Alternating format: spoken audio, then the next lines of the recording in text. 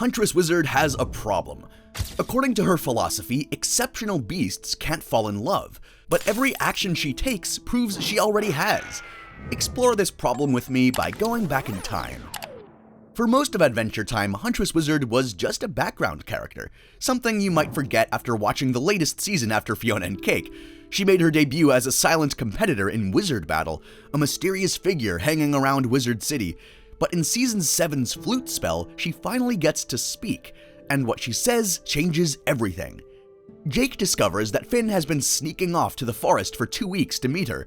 Turns out that she's been bathing in a river while playing his flute, and she recognized something special. His grass arm produces notes with something she calls the quality of a powerful evocation spell. So she's been teaching him to perfect his music, hoping that they can summon the spirit of the forest together. They craft a new flute from a thunderboar's tusk after asking nicely, and they practice the spell together. And when it finally works and the spirit appears, the spirit asks a question. He asks Finn who his music was really for. Finn admits the truth that he was really playing for Huntress Wizard the entire time, and she reciprocates. She tells him he's an exceptional beast. They kiss. And then she drops the philosophy that'll create the biggest dilemma in Adventure Time. I worry that hard meat don't get eat, but exceptional beasts like us cannot fall in love. She pulls away, and the moment ends. Jake's response? That's real dumb. And Jake is kinda right, something I've oddly mentioned before in one of my other videos. As she's explaining why they can't be together, her actions are screaming the opposite. She just spent 2 weeks helping Finn perfect his craft. She confessed that her spell was for him the entire time. She kissed him. These aren't the actions of someone incapable of love. Her philosophy frames love as predation, as something that will consume her identity if she allows it to turn her soft and make her cease to matter, to cease to be that exceptional creature. But that framing reveals what she really thinks. Her actions say something entirely different. So, does she actually live by her philosophy, or does she just say it as an attempt to protect herself? Well, as it turns out, she does not live by her philosophy at all. Once we reach Season 10, Finn has got a problem. He just killed Fern, his grass clone alternate self, and now every time he needs to land a killing blow, he sees Fern's face and freezes. He can't. Huntress Wizard shows up hunting the Grumbo, an invasive species destroying the ecosystem with its nasty hot fudge, and invites Finn along the way. When she spots Finn hesitating in battle, she gets what's happening immediately. She tries to talk him through it, names the monster first because you can't hunt what you can't name. She rationalizes Fern's death, tells Finn it sounds like Fern was headed down a dark road anyway, that he was a bad version Finn had to destroy. But words ultimately don't work. So she takes out some bigger measures and stands directly in the Grumbo's charging path to force Finn to change. The monster barrels toward her at full speed. She just stands there, trusting that Finn's feelings will break through his mental block and force him to act. At the last moment, Finn kills the Grumbo inches from her face. Afterwards, she looks at him. We both know you're totally in love with me. And they kiss again. Someone who believes exceptional beasts can't fall in love doesn't bet their life on someone else's feelings, if you ask me. If you're not convinced yet, let's actually look a little bit further. In 17, she shows up to Finn's birthday with an elk's heart in a box, a gift of which she says has emotional and metaphorical significance. She's symbolically giving him her heart while pretending that it's just practical. We all need a heart on our mantle, right?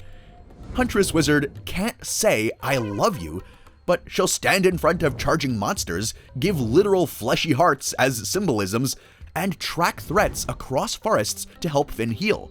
Every action really contradicts what she claims about herself. And there is a good reason behind that. We only find out why just about 8 years later. It's when Fionna and Cake Season 2 finally drops when it shows us why Huntress Wizard really believes what she believes.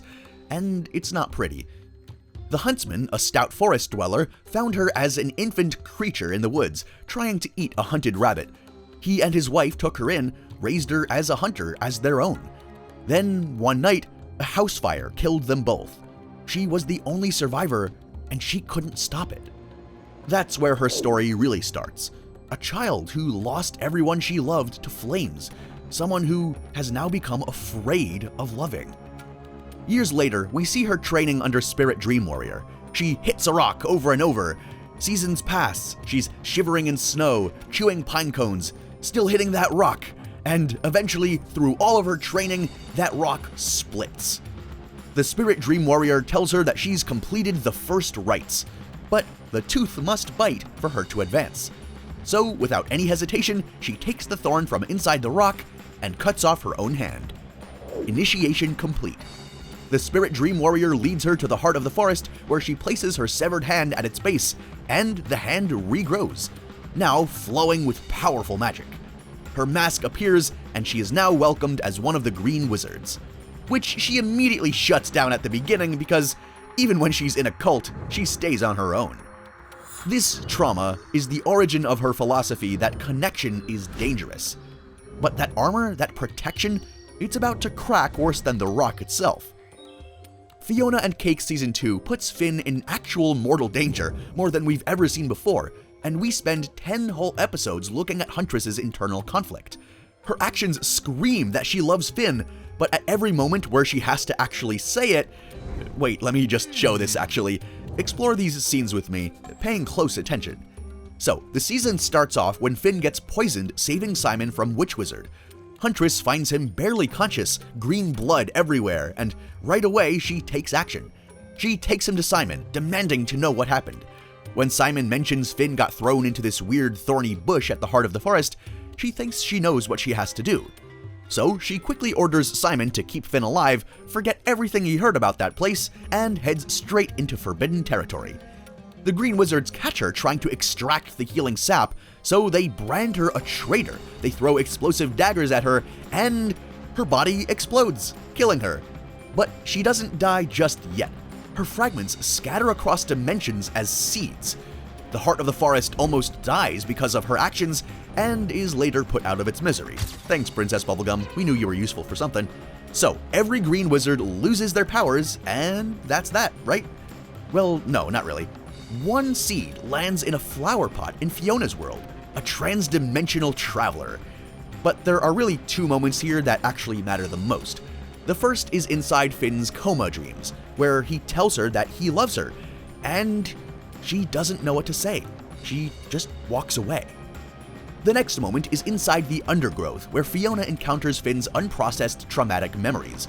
It's one with Huntress Wizard, where he asks her to move in, and, well, kinda. He doesn't say it outright, but he suggests that he loves her, and oof, he gets rejected outright. She just looks away. Complete emotional paralysis. Oof, you can just see the pain in Finn's eyes. But then, look at her actions again. She has stabbed the cosmic owl, killing a deity, violating cosmic law, all to protect Finn, to make sure he lives. To her, it's pretty obvious that Finn's life matters more than the universe's rules, than a god itself.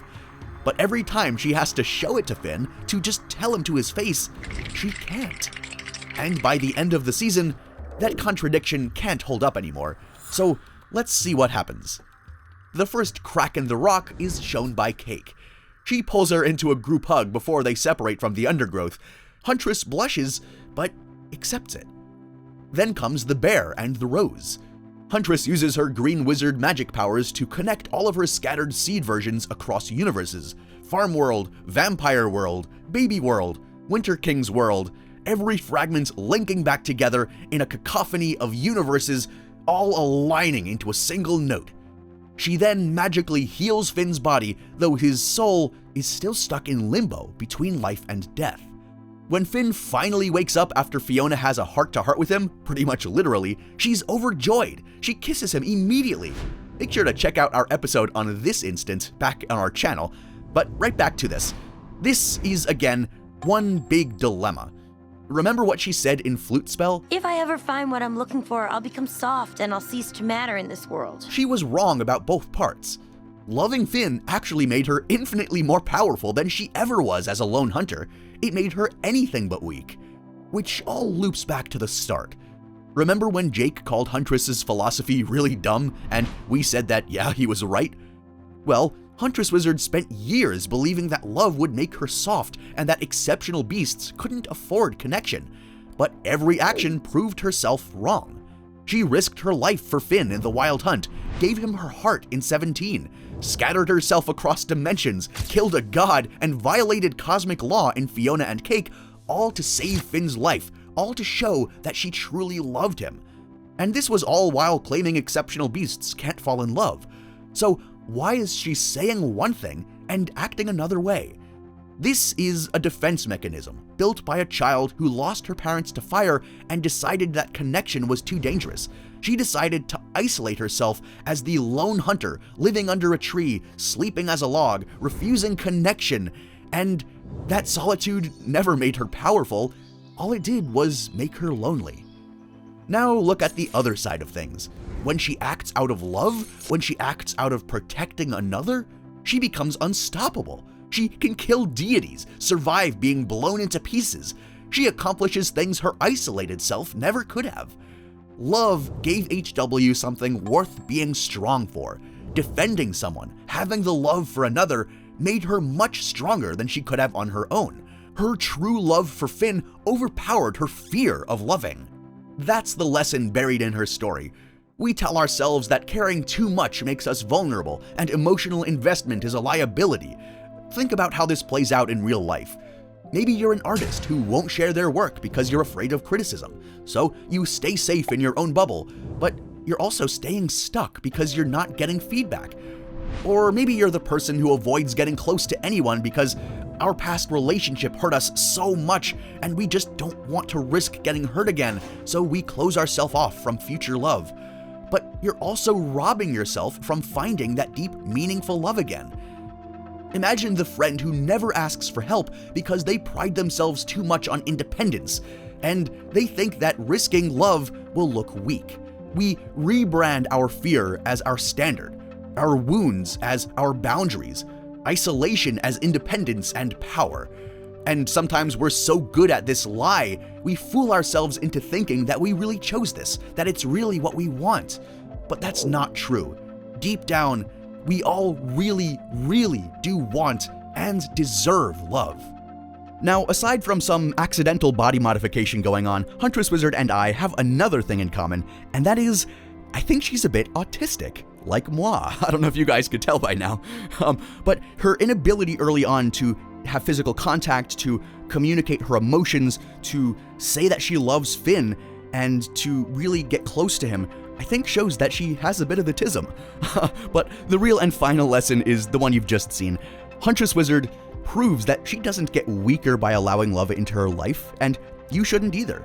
I didn't. I allowed love into my life, and I cherish it. It has made me stronger. It allowed me to overcome trials and tribulations, and it can for you too. Love can hurt, but it can also heal. Now, if you want to find out how you can actually find love, click here to watch it. Like and subscribe, and I'll see you in the next video.